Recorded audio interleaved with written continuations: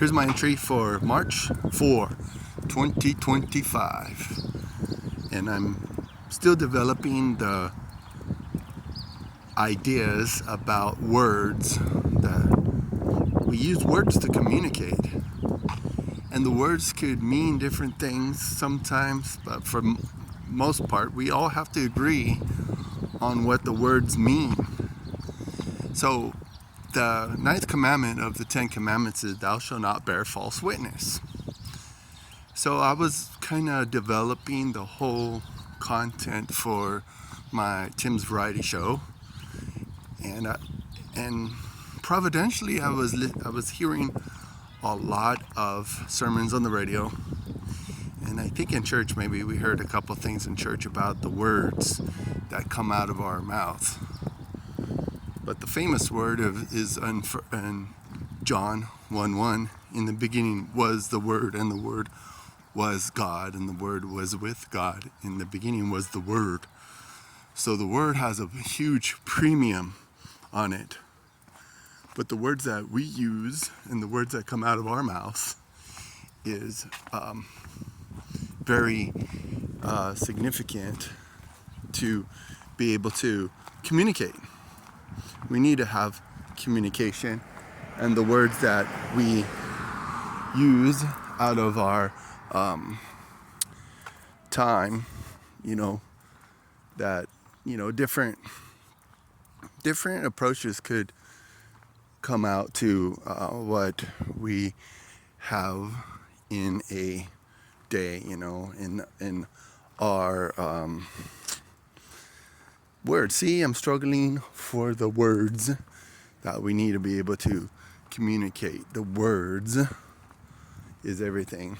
And more often than not, we probably use our words to hurt people's feelings, and we use our words sometimes to,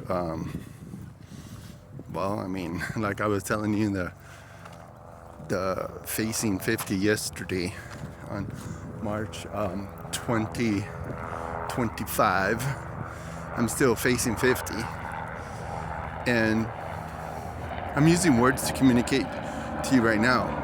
And there's a sign that I found in my grandfather's stuff. It's engage brain before starting tongue. And that's pretty much what we need to do. We need to engage our brain before we start to communicate our communication. Because, all day long we do communicate.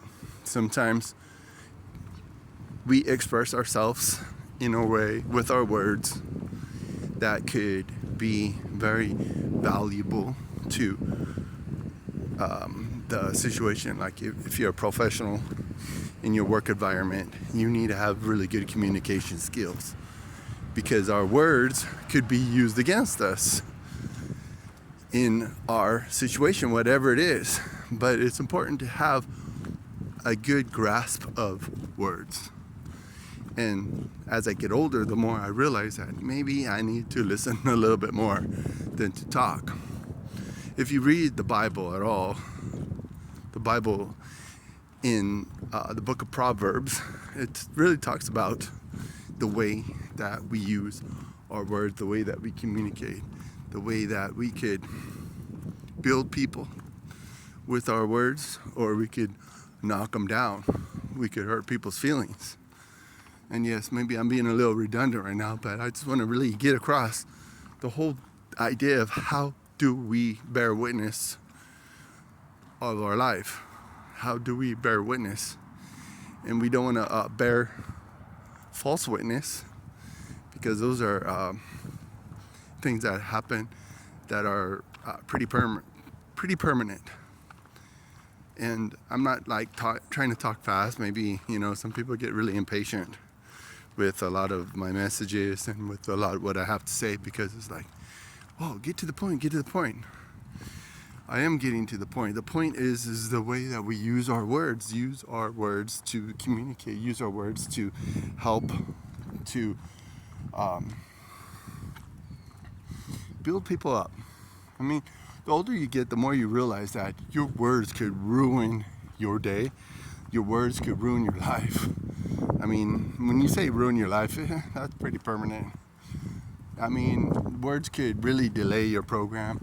Words could ruin your reputation. Words, you got to use your words. You got to know what you have to say. What the, like the Bible describes also the words in Psalm 51 is like my favorite psalm. Oh wait, Psalm 52, maybe Psalm 52, sorry.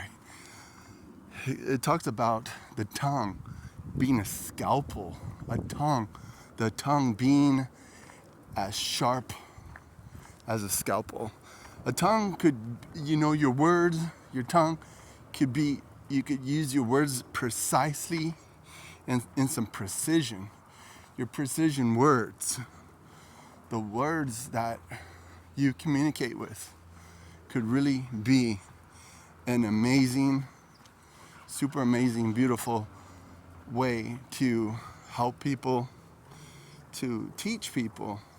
You got to use communication. You have to use words. And if you lie and you kind of, tell stories, I mean, that could really be a good way. I mean, telling stories could also have a bad connotation to it, a bad way. You could be like, oh yeah, I'm telling stories. But it could be just like a subtle way to say, oh, I'm lying. You don't want to bear false witness. And that's where I'm really struggling to communicate the words, the value of words, and having good definitions for the terminology used for the words. Like in a professional environment, you got to be very precise with the words. Words could be like a scalpel in your mouth, a razor blade in your mouth. It could be a lot of those ways of communicating. Knock people down, build people up. You got to use your words precisely and very intentionally. Words are everything.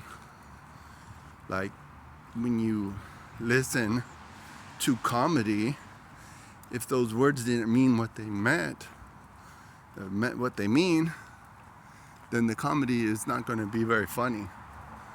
But if you really get it down to a good way of communicating, those words could be really everything. So when you witness of your life, I mean, even when you're telling people about Jesus, it's called witnessing, because you're bearing witness, and don't bear false witness. You have to be very intentional about how you witness and how you express yourself, express your life and what Jesus did for your life, how he has saved your soul. You got to be very precise.